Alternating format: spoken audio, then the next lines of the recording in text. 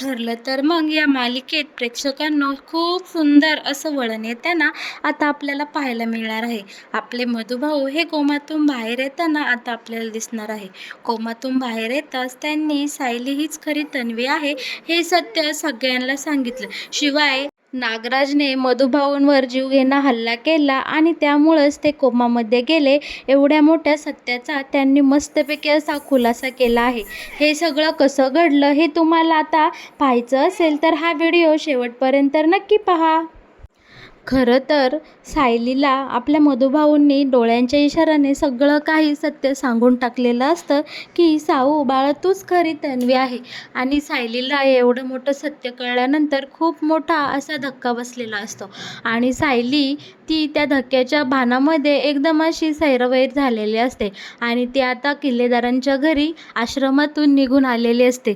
शिवाय प्रतिमा तिला समोर दिसते. ती प्रेमाने प्रतिमाजवळ जाते, प्रतिमाच्या गालाला हात लावते आणि प्रतिमाला डोळे भरून पाहत असते.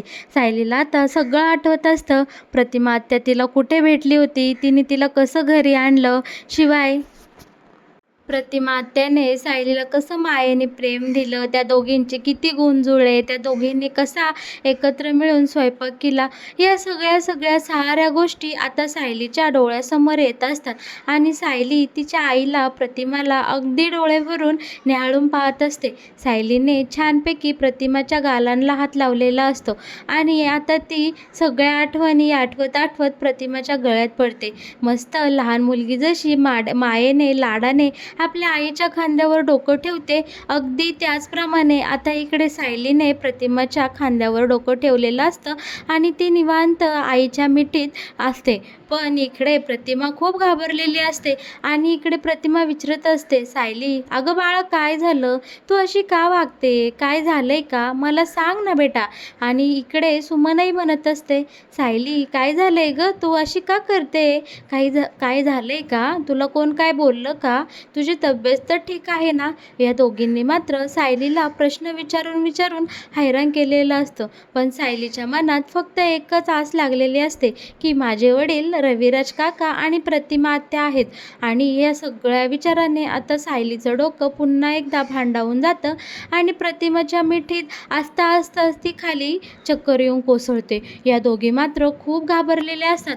प्रतिमा आणि आपली सुमन इकडे सायलीजवळ जाते आणि सायलीला उचलते आणि म्हणते, सायली अगं काय होतंय, सायली उठ ना गं. या दोघीही खूप घाबरतात. त्या पहिलं अश्विनला आणि अर्जुनला फोन करून घरी बोलावून घेतात. कल्पनालाही निरोप देतात, सायली अचानक चक्कर येऊन पडली आहे.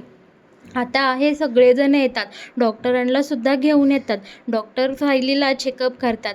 अर्जुन प्रश्नांवर प्रश्न डॉक्टरांना विचारत असतो आणि म्हणतो, डॉक्टर माझं बाळ आणि माझी बायको दोघेजण बरे आहेत ना, त्यांना काही झालं तर नाही ना. सायलीला नक्की कसला एवढा त्रास झाला की ती एवढी चक्कर येऊन पडली, नक्की इथं काय घडलं. तेव्हा आता डॉक्टर सांगू लागतात, तुमचं बाळ आणि तुमची बायको दोघेही अगदी व्यवस्थित आहे. त्यांनी कसला तरी खूप मोठा मानसिक ताण घेतला आहे, त्यामुळे त्यांना ही चक्कर आली आहे. आता इकडे सुमन अर्जुनला सांगू लागते, अरे अर्जुन जेव्हा सायली आली तेव्हा ती खूप इमोशनल झाली होती, सारखी रडत होती, तिच्या डोळ्यातून पाणी गळत होतं आणि ती एकदमच वहिनींच्या गळ्यात पडली आणि वहिनींना अशी डोळे भरून पाहत होती. नक्की काय घडलं काय झालं हे आम्हाला काही कळलं नाही. आम्ही दोघींनी खूप प्रयत्न केला, इकडे सायलीला प्रश्न विचारले पण तिने आमच्या एकाही प्रश्नाचं उत्तर दिलं नाही आणि डायरेक्ट चक्कर येऊनच पडली. आता मात्र अर्जुनला खूप काळजी वाटत असते आणि अश्विनही खूप चिंतेत असतो की नक्की काय झालं असन वहिनीला. पण डॉक्टर म्हणतात, घाबरण्याचं काही कारण नाही आहे, त्या उद्या सकाळपर्यंत शुद्धीवर येतील, कारण बाळा आणि पेशंट दोघेही एकदम छान आहे. तुम्ही फक्त त्यांची काळजी घ्या आणि त्यांच्यापाशी रात्रभर बसून राहा, बघा त्या कधी शुद्धीवर येतात आणि त्यांना कसं काय होते. आता इकडे अर्जुन खूप घाबरलेला असतो. तो बोलतो, रात्रभर सायली शुद्धीवर येणार नाही. पण यावर अश्विन बोलतो, दादा अरे घाबरू नको, वहिनीला आरामाची खरंच खूप गरज आहे, या निमित्ताने तिची झोप पूर्ण होईल. अर्जुन आपला खूप खचलेला असतो, पण अश्विन मात्र त्याला एक डॉक्टर या नात्याने आणि भाऊ या नात्याने खूप चांगला सल्ला आणि इकडे सांभाळून घेत असतो, सपोर्ट देत असतो. मानसिकदृष्ट्या अर्जुनचं तो खूप असे सांत्वन करत असतो. घरातले सगळेच जण चिंतेत असतात. कल्पना आणि इकडे आपली प्रतिमा तर खचूनच गेलेल्या असतात. सायलीची ही अवस्था पाहून दोघींनाही काय करावं आणि काय करू नये हे सुचतच नसतं. सगळेजण आपल्या सायलीच्या अवतीभोवती जमा झालेले असतात. एक एक जण फक्त विचार करत असतं की नक्की सायलीला असं काय झालं की ती एवढी चक्कर येऊन पडली, कसला तिने एवढा मानसिक ताण घेतला, झालं काय नक्की माझ्या बाळाला. आता इकडे डॉक्टर सगळ्यांना सांगतात, काळजी करू नका, सगळं काही ठीक होईल, निघते मी आता. आता डॉक्टर निघून गेल्यानंतर इकडे प्रतिमा सायलीजवळ येते. सायलीच्या डोक्यावरून हात फिरवते आणि बोलते, काय गं बाळा, कसलं टेन्शन घेतलं आहे. आणि आपली कल्पना ही लगेच प्रतिमाच्या आजूबाजूलाच असते. दोघींनाही चैनच पडत नसते. सायलीला असं पडलेलं पाहून ते दोघी खूप काळजीत असतात. आणि मग अखेरीस आपला अर्जुन आणि अश्विन बोलतो की तुम्ही सगळेजण बाहेर जा.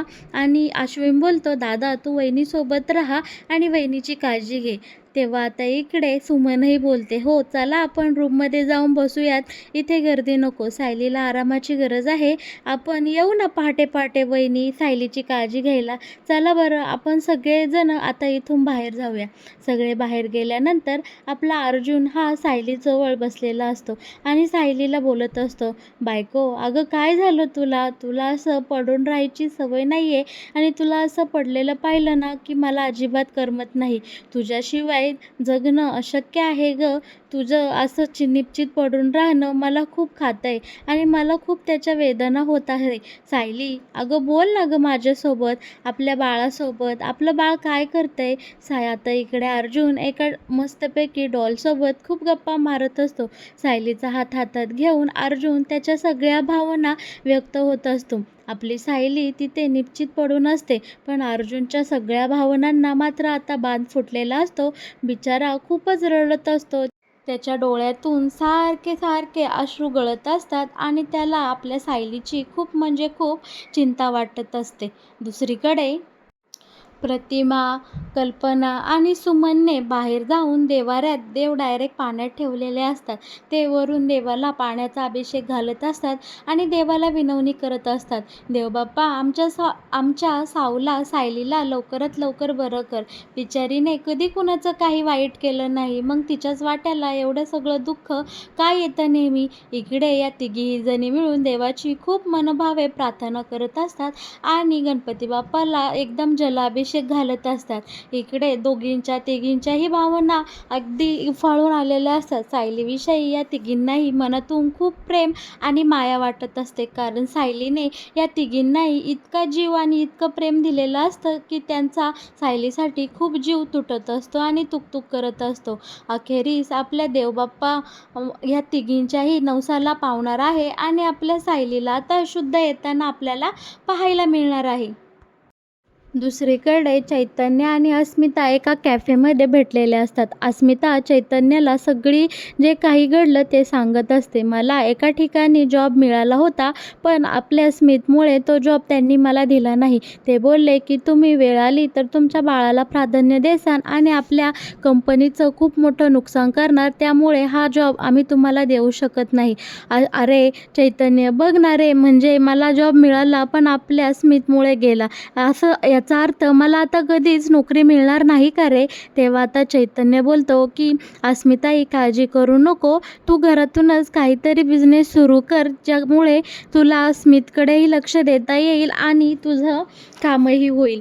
तेव्हा आता या दोघं एकमेकांना छान समजून सांगत असतात. अस्मीही आता चैतन्याला बोलत असते, मला आणि अश्विनला लग्नासाठी चांगला पार्टनर मिळाला नाही, पण चैतन्य तू नक्कीच तुझ्या दोघी एक छान मुलगी बघ आणि लग्न कर. तितक्यात आता इकडे ही दोघे छान बोलत असतात आणि इकडे आता चैतन्याला अर्जुनचा फोन आलेला असतो की सायली चक्कर येऊन पडली आहे आणि तिची सिच्युएशन खूप क्रिटिकल झाली आहे, तू लगेच सिनियरच्या घरी निघून ये. आणि चैतन्य, अस्मिता ही तिघेही लगेच तिथे आता प्रतिमाच्या घरी निघून येतात. का प्रेक्षकांनो, आता सकाळ झालेली असते. सायली ही शुद्धीवर आलेली असते. सगळेजण सायलीच्या अवतीभोवती जमा झालेले असतात. इकडे प्रतिमा, रविराज, कल्पना, अर्जुन, अश्विन, अस्मी, चैतन्य सगळे सगळे घरातले सगळे जमा झालेले असतात. तेव्हा सायली म्हणते, मला तुम्हाला सगळ्यांना एक खूप मोठं सत्य सांगायचं आहे. त्यामुळेच मला इतका मोठा लोड आला आणि मी चक्कर येऊन पडले. मला काल मधुभाऊंनी सांगितलं आणि डोळ्यांची उघडझाप करून सांगितलं की मीच खरी तुमची मुलगी आहे. म्हणजे तुम्ही ज्या तन्वीची इतके वर्ष वाट पाहता होतात, रविराज काका आणि प्रतिमा आत्याची जी हरवलेली मुलगी आहे ती मीच आहे, तन्वी रविराज किल्लेदार. तेव्हा आता हे सगळे सायलीकडे एकदम आश्चर्यानेच पाहत असतात. त्यांना नक्की काय खरं आणि काय खोटं इथे समजत नसतं. पण सायली खूप पोटतिडकीने आणि मोठ्या मोठ्याने ओरडून सांगत असते की मीच तुमची खरी तन्वी आहे. इथे आता सगळीकडं एकदम शांतता पसरलेली असते. सायली पोटतिडकीने सांगत असते. अखेरीस सायली आता तिथनं उठते आणि देवासमोर जाते आणि देवी आई पुढे मोठमोठ्याने घंटी वाजवत असते आणि म्हणत असते, देवी आई, मी कसं यांना पटवून देऊ की मी यांची खरी तन्वी आहे. तेव्हा आता इकडे अर्जुन सायलीजवळ येतो आणि म्हणतो, बायको, नक्की तुला काय म्हणायचं आहे, मला नीट सांग बरं. तेव्हा आता सायली अर्जुनला सांगते की अहो, जेव्हापासून मी तन्वीचं नाटक करायला लागले आहे तेव्हापासून मला सारखे एका लहान मुलीच्या आवाजाचे आणि तिच्या असण्याचे भास होत आहे. मला सारखे चित्रविचित्र भास होतात, गाडी धडकल्याचे. असं सगळं आतापर्यंत जे जे काही घडलं सायलीसोबत सगळं ते अर्जुनला सांगते आणि म्हणते, प्रतिमा आत्याच्या सवयी, माझ्या सवयी, त्यांचा ब्लड ग्रुप आणि माझा ब्लड ग्रुप योगायोगाने इतका सारखा कसं काय, याचा अर्थ काय होतो तुम्हीच सांगा. तेव्हा आता अर्जुन वकिली भाषेत बोलतो की ह्याचा अर्थ एकच होतो बायको की तूच खरी सिनियर आणि आत्याची मुलगी तन्वी आहेस. आता सायलीला खूप आनंद झालेला असतो आणि सायली अर्जुनला प्रेमाने मिठी मारते आणि त्या मिठीमध्ये त्या दोघांना अगदी त्यांचं लहानपणीचं बालपण आठवतं. आणि इकडे आता खूप असा सुंदर भावनिक क्षण आपल्याला पाहायला मिळणार आहे. प्रतिमा, रविराज सगळेच जण सायलीजवळ जातात आणि सायलीला कडकडून मिठी मारते. तितक्यात इथे आता आपल्या मधुभाऊंची एंट्री होताना आपल्याला पाहायला मिळणार आहे. आता आपले मधुभाऊंला इकडे कुसुमताई किल्लेदारांच्या घरी घेऊन आलेले असते. मधुभाऊ सांगू लागतात की साऊबाळ जे काही सांगत आहे ते अगदी 100% खरं आहे. लहानपणी मीच हिला एका देवळातून माझ्या घरी घेऊन गेलो होतो. ती खूप घाबरलेली होती आणि तिच्या ज्या काही गोष्टी आहेत ते आम्ही एका गाठोड्यामध्ये भरून ठेवल्या होत्या. तिच्या गळ्यातलं लॉकेट, हे सगळं काही. आणि जेव्हा होळीच्या दिवशी मी प्रतिमाताईंचा आणि ह्या माझ्या साऊचा फोटो तुमच्या सुभेदारांच्या घरात पाहिला तेव्हाच मी अन्नपूर्णा मॅडमला सगळं काही सत्य सांगणार होतो. पण झालं असं की ह्या नागराजने काय केलं, त्याला जेव्हा कळलं की मला सायली हीच खरी तन्वी आहे ही गोष्ट कळली, त्याने माझ्यावर जीवघेणा हल्ला केला. माझ्या पोटामध्ये सुरा खुपसला. त्यामुळे झालं काय, मी बेशुद्ध पडलो आणि मी एकदम असा आजारी झालो. जेव्हा जावईबापू माझ्याजवळ आले आणि मी त्यांना सांगायचा प्रयत्न केला की सायलीचे आईवडील हे तुम्ही आहात, तुम्ही दोघे आहात, म्हणजे प्रतिमा ताई आणि रविराज तुम्ही आहात, तेव्हा माझ्या मेंदूला खूप लोड आला आणि मी एकदम कोमात निघून गेलो. पण काल जेव्हा सायलीने मला सारखेच खोदून खोदून प्रश्न विचारले आणि मी तिला त्याची उत्तरं देत नसताना ती जी रडली आणि तिला तिच्या बाळाविषयी आणि तिच्याविषयी जे काही सांगत होती ते बोलणं एकदम माझ्या हृदयापर्यंत गेलं आणि माझ्या हातापायांची हालचाल झाली. मी माझ्या डोळ्यांची उघडझाप करून सायलीला तिच्या प्रश्नांची उत्तरं तर दिली, पण त्यामुळे झालं असं की माझ्या शरीरातल्या रक्तवाहिन्या एकदम चांगल्या सुरू झाल्या आणि आज सकाळी मी कोमातून बाहेर आलो आहे. आणि आता मी जेव्हा बरा झाल्या कुसुमला बोललो की मला लगेच इकडे रविराजांच्या घरी घेऊन जा, मला त्यांना सगळ्यात खूप मोठं सत्य सांगायचं आहे. आणि मी लगोलग इकडं निघून आले आहे. सायली जे काही तुम्हा सगळ्यांना सांगत आहे त्यातला शब्दनशब्द एक खरा आहे आणि मी हे तुम्हाला कधीच सांगणार होतो, पण नागराजने माझ्यावर जो हल्ला केला त्यामुळे हे सगळं राहून गेलं. आता अर्जुन मात्र खूप चिडलेला असतो, कारण नागराजने मधुभाऊंवर जीवघेणा हल्ला केला हे आता अर्जुनला सहन होत नाही. सुमनही खूप धक्क्यात बसलेली असते, कारण तिला कळत नाही की माझ्या नवऱ्याने नक्की किती आणि काय काय पापं केली आहे. आता अर्जुन लगोलग जेलमध्ये जातो आणि नागराजला चांगलंच झापताना आपल्याला पाहायला मिळणार आहे. घडला सगळा प्रकार अर्जुन आता पोलीस स्टेशनला जाऊन इन्स्पेक्टर सावंतांच्या कानावर घालणार आहे.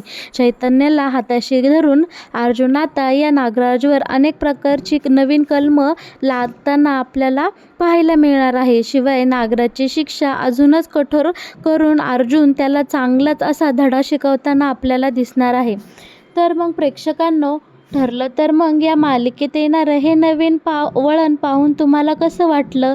या नवीन येणाऱ्या ट्विस्टविषयी तुमचं काय म्हणणे आहे हे मला नक्कीच आपल्या कमेंट बॉक्समध्ये कळवा. आणि हो, तो ठरलं तर मग या मालिकेचे असेच नवनवीन येणारे अपडेट जर तुम्हाला सगळ्यात आधी पाहायचे असतील तर आपल्या या चॅनलला नक्की सबस्क्राईब करा.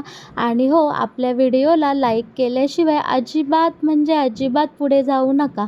अखेरीस सायलीला तिचे खरे आईवडील मिळालेले असतात आणि आता किल्लेदार आणि सुभेदार या दोन्हीही कुटुंबामध्ये खूप छान सुखाचं आणि आनंदाचं, समृद्धीचं वातावरण आता आपल्याला पाहायला मिळणार आहे. सायली, अर्जुन, आता इकडे सायलीचे आईबाबा आणि सायलीचे सासरचे हे सगळेजण छान गुण्यागोविंदाने एकमेकांसोबत राहताना आणि एकमेकांसोबत प्रेमाने वागताना आपल्याला पाहायला मिळणार आहे. इथून पुढे मालिकेमध्ये इतके छान सुंदर सुंदर असे सीन आपल्याला पाहायला मिळणार आहे की प्रेक्षक ज्या दिवसाची, ज्या गोष्टीची इतके दिवस वाट पाहत होते ते सगळं आता आपल्याला पाहायला मिळणार आहे.